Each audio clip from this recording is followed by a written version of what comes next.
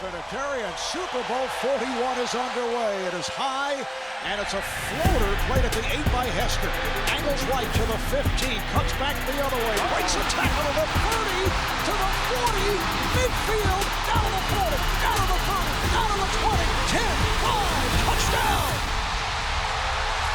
Devin Hester goes 92 yards with the opening kickoff. Are you kidding me, Mark? On the first play of Super Bowl 41, Bears rookie Devin Hester exploded into the consciousness of NFL fans around the world. But before that moment, before he set multiple league records for kick return touchdowns, and before he was elected to the Pro Football Hall of Fame, Hester was just a boy growing up on South Florida's Atlantic coast, learning to play the game of football and the game of life.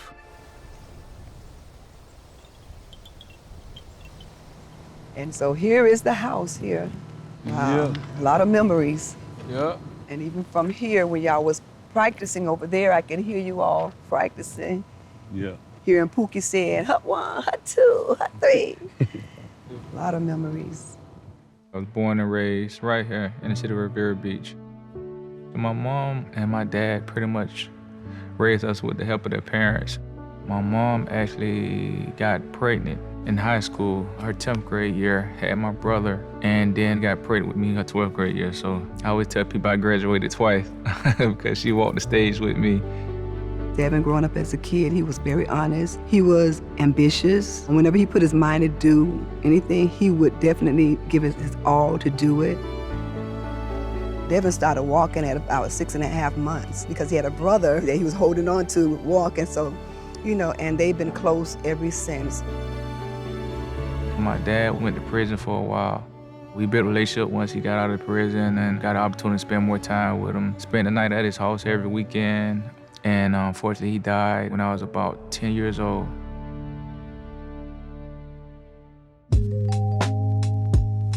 I started playing football around about 4 or 5 years old. I loved it every moment.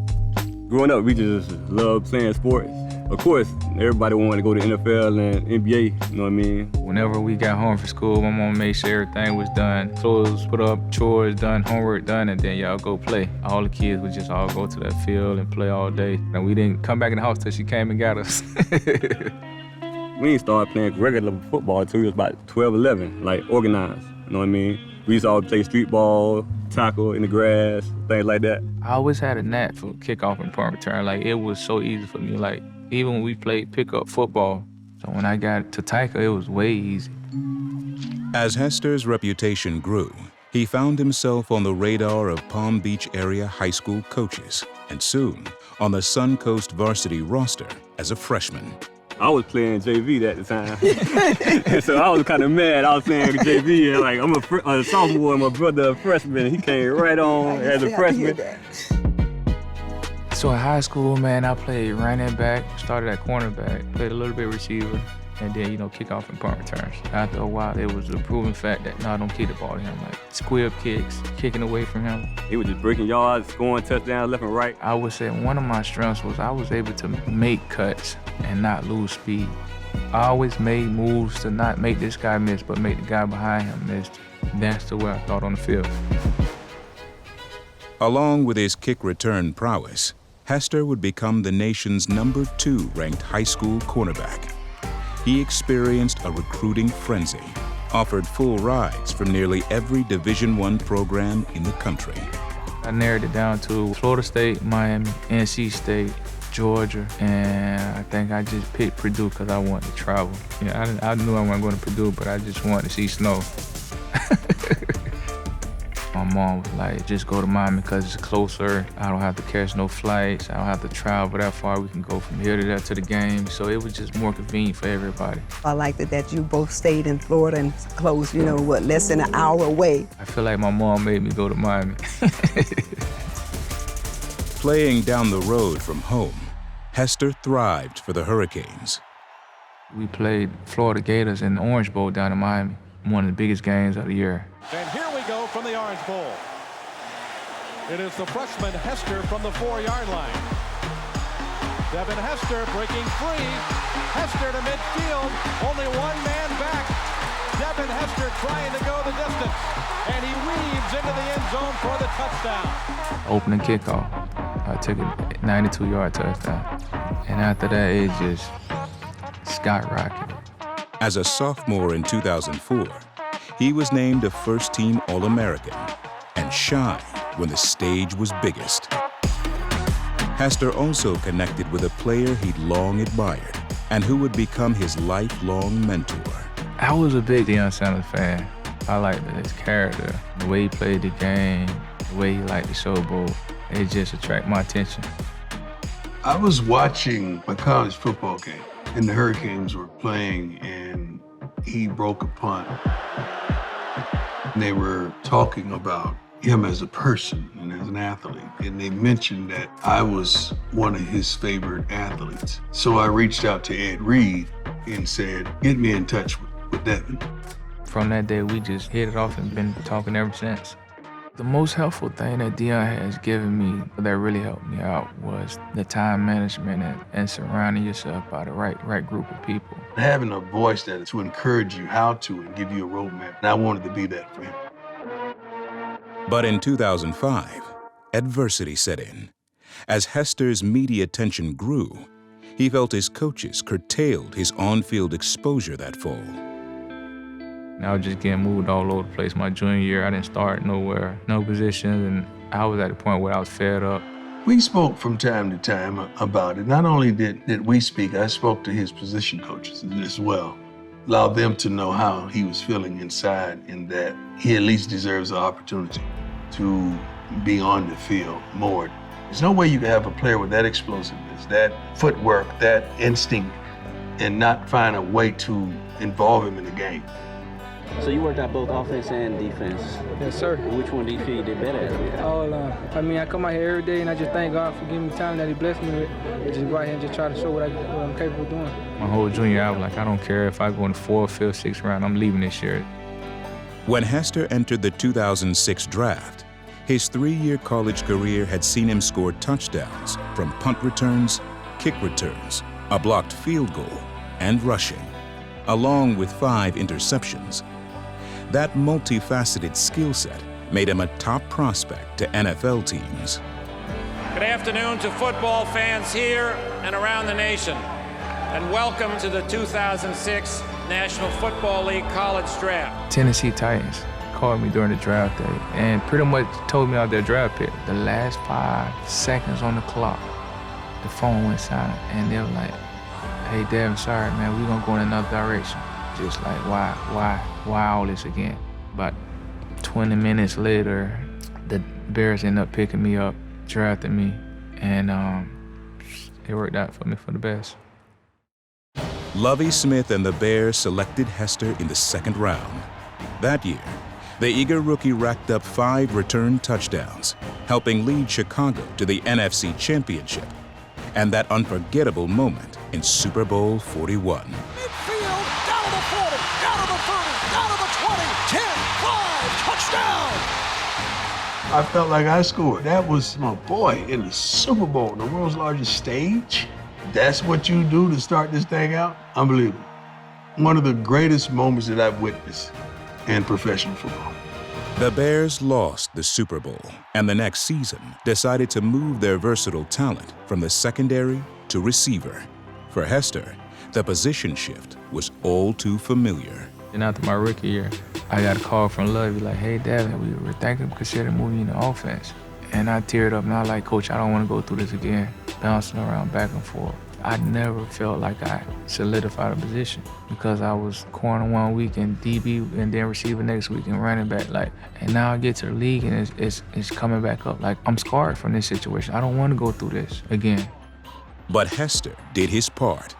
He worked to establish himself as a dynamic receiver and continued making an impact on the return game. In 2007, he set a league record with 6 kicks returned for touchdowns.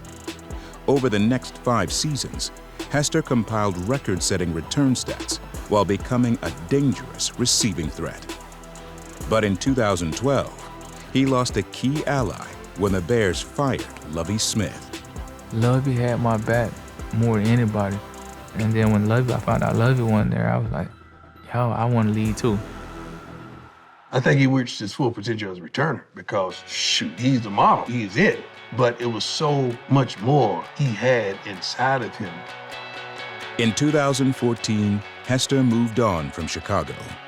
With Sanders' encouragement, Hester signed a deal with his mentor's former team, the Atlanta Falcons. The Falcons picked me up. I ended up making a Pro Bowl that year, first year with the Falcons, and had a pretty good season at wide receiver that year too. It was a boost up for my end of my career. I had broke my sesamo bone my second year with the Falcons in training camp. That injury, it really made it like easy for me to say, yeah, enough is enough. I'd rather go on top than just be an average player. In 2018, Hester signed a one-day contract with the Bears, retiring with the team that drafted him. To be here to say that, this is my last time picking up a ball and, playing football is tough. The Bears gave me an opportunity to retire as a Bear. It was a great honor to go back to the city of Chicago and to announce your retirement. During his 11-year tenure, Hester amassed more than 10,000 career punt and kickoff return yards, an NFL record 20 return touchdowns, and 4 Pro Bowl selections. He is regarded as the greatest return specialist in NFL history. This is the end of the road for me.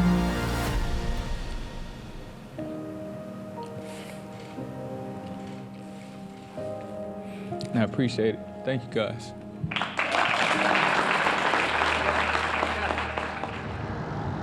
This ain't all that is yours, okay?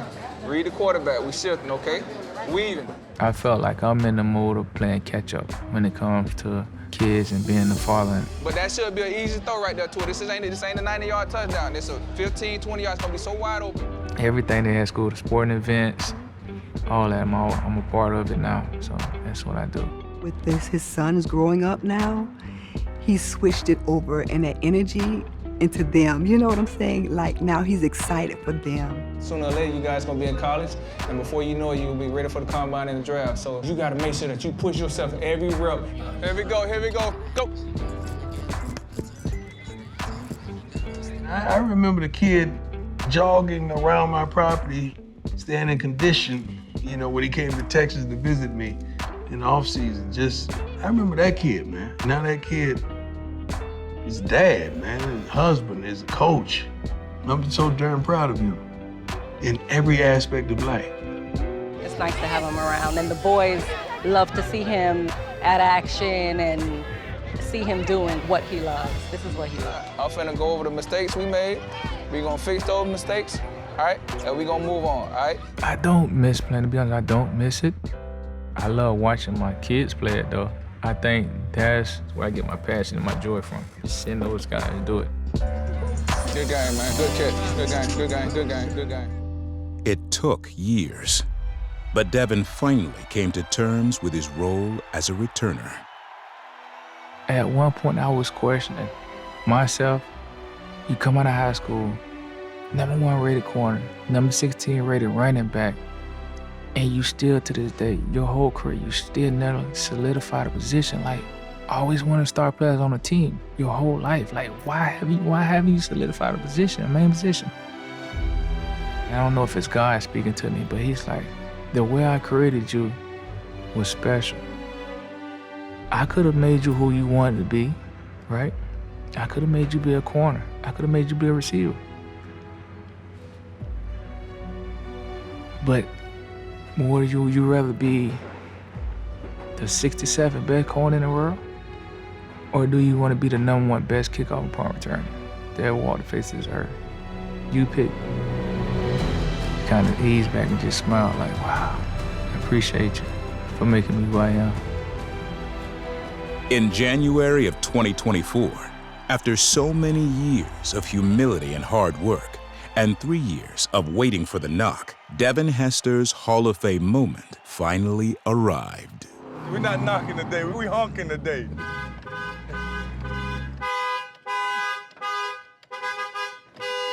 I know he probably heard that honking. There go my dog. Welcome to the Pro Football Hall of Fame. Number 374. When I seen Adrian with the jacket, I say, man, this is the day. You see all this? When you stay in school, when you practice hard, and you give it your all. You got it? I love y'all. I return kicks, but let me put this on the record. Devin Hester is the greatest kick returner of all time, and everybody else is distant second. I had conversations with a lot of Hall of Fame. They said, whether you're a first rounder or you wait 10, 15 years, the minute you get that announcement, it wipes out everything, and you're just so overwhelmingly happy that you're a Hall of Fame. I'm so happy for him in the Hall of Fame, but I'm most proud of the man who he is and has become. He's a good husband, he's a good father, and he's a good son, and that's what makes me proud. Ladies and gentlemen, soon to be enshrined in the Pro Football Hall of Fame, Devin Hester. I want my name to go on for life, for generations, and I want my kids to know that, hey, your great-great-great-great-grandfather was a Hall of Famer. That name there will live on in the football world forever.